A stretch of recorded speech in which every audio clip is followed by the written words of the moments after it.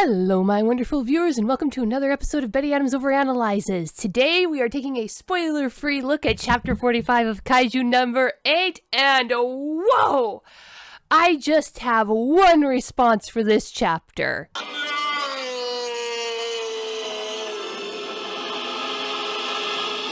Seriously, that was a twist I did not see coming. Again, no spoilers.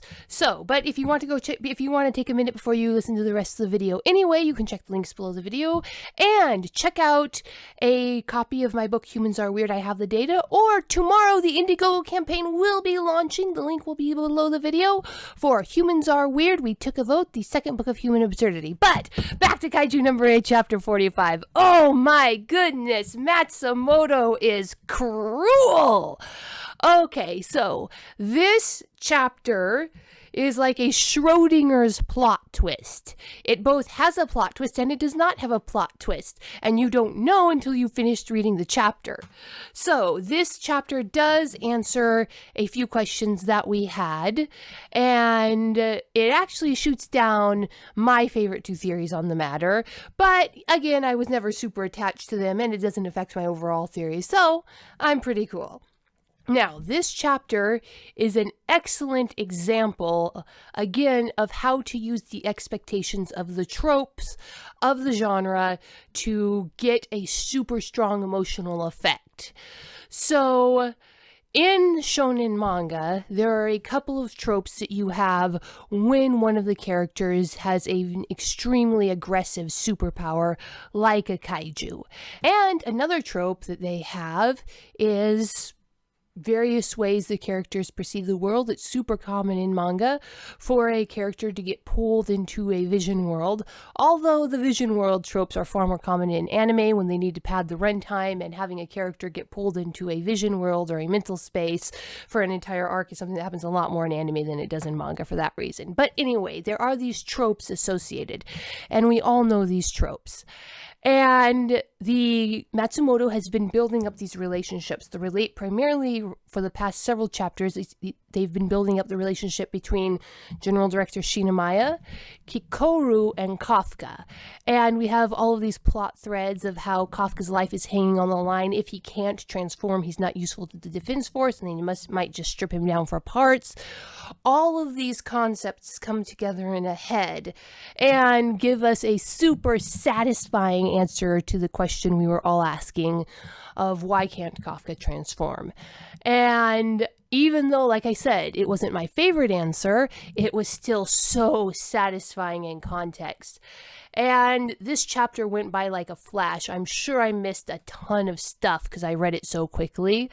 And even though I read it so quickly, I had to take 3 laundry breaks once the chapter got going because it was just so intense, especially when the Schrodinger's plot twist, not a plot twist, appears. I will say, however, this is not a chapter that I am looking forward to seeing animated. Some of the fight scenes are going to be awesome. I can't wait to see the chapters 24 to 32 fight scenes animated with the wyverns diving and the gunfire and Kafka transforming. This chapter I'm probably going to pass when it comes out in anime form. There's just something about limbs being broken in 3 separate directions when that's animated and you have the sound effects. It just sets my teeth on edge. And yeah, I'm probably going to avoid this chapter in the anime.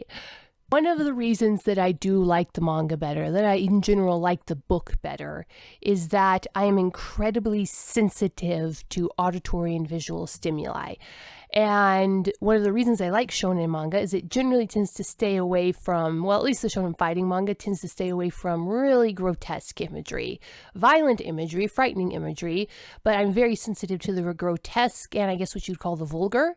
But even in shonen fighting anime, you have those scenes where certain injuries are done, and my brain is really, really good at sympathizing with and imagining those injuries and projecting them on. If I see something horrible happen to someone, say their skin getting peeled off, limb being viciously broken, my body takes that imagery and then projects it onto my limbs. And it's like I'm sitting there intensely imagining that injury happening to me, and I'm doing it over and over again for hours. Not something I intend to do. It's just one of the fun perks of my over-analytical brain, wondering, well, how would that actually feel? It's one of the reasons that despite RoboCop being right in my genre, right in my age range, I should really, really enjoy the movie RoboCop, and I definitely enjoy the concept of RoboCop. The original 1980s RoboCop was extremely viscerally disturbing to me, and even just the fact that it looked cheesy and campy almost seemed to make it worse. Another movie that got me like that was Tremors, when the graboid came up from under the floor and got the old storekeeper. That still freaks me out to this day on a visceral level. Ugh, the biting, the grabbing, the tearing, the pulling, the sucking underground. Oh my goodness. Anyway, so yeah, this chapter, minor spoilers, this chapter does have some very visceral injury scenes, which in a manga I can just ignore, skip over, delete from my brain pretty quick, but which in the anime, I'm sure the anime is going to linger on the sounds of bones snapping and the of talons piercing flesh. And I am not going to be enjoying that. Even just thinking about it preemptively is freaking me out. But anyway, this was such an emotional roller coaster ride. There was a moment when you think something terrible has happened, and in that moment, my brain projected how this was going to affect everybody's relationships, and it was horrible. And then the next scene, you realize where it's actually going, you realize the Schrodinger element of it, and you're like, oh, Matsumoto, you cruel mangaka. But that's why we come here. Strong emotions. A manga that gets a reaction out of you is a great manga. And of course, then you have the classic shonen elements played straight and done wonderfully. It's like, you know how The Princess Bride is both a satire on the swashbuckling adventure rescue drama genre, and it's also the best swashbuckling adventure sword fighting rescue drama out there. This manga, it plays things straight so well. There's no sense of cheese, there's no sense of corn, there's no sense of yeah, we've seen this 100 times before. And, oh my goodness, it ends on such a satisfying note. And I just really enjoyed this chapter. All right, check out the links below the video. Humans Are Weird. I have the data, a book of human absurdity, available at Amazon, wherever you can buy books. The hard copies are up, and I've already sold my first hard copy. Thank you to whoever bought the hard copy. If you can send me a picture of it, tell me maybe a review of how it looks, how it comes out, that'd be awesome. It should get to you in whatever the shipping time is. All right, and then tomorrow, October 1st, Humans Are Weird, We Took a Vote, but the second book of Human Absurdity launches on Indiegogo. Check that out. The link will be below that video as of the early morning of October 1st, and I will see you later. So peace out, my wonderful viewers. Humans Are Weird, We Took a Vote, the second book of Human Absurdity, is now up and going on Indiegogo. If you follow the links below the video, you will be able to pre-order your copy of Humans Are Weird, We Took a Vote in electronic format or paperback format. Now, same as last time, everybody who orders the paperback format will automatically get the author-read version of the Humans Are Weird audiobook. And in addition, this time, I am going to announce one of my first stretch goals.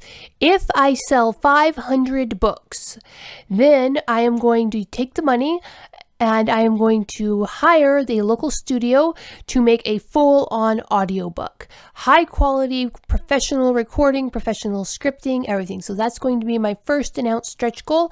At 500 books, I am going to hire Willamina Studios to make a full-on audiobook. Everybody who orders a paperback book will get the audiobook as a matter of course if we reach that first stretch goal. All right, Humans Are Weird, We Took a Vote, the second book of Human Absurdity, available on Indiegogo. Check out the links below.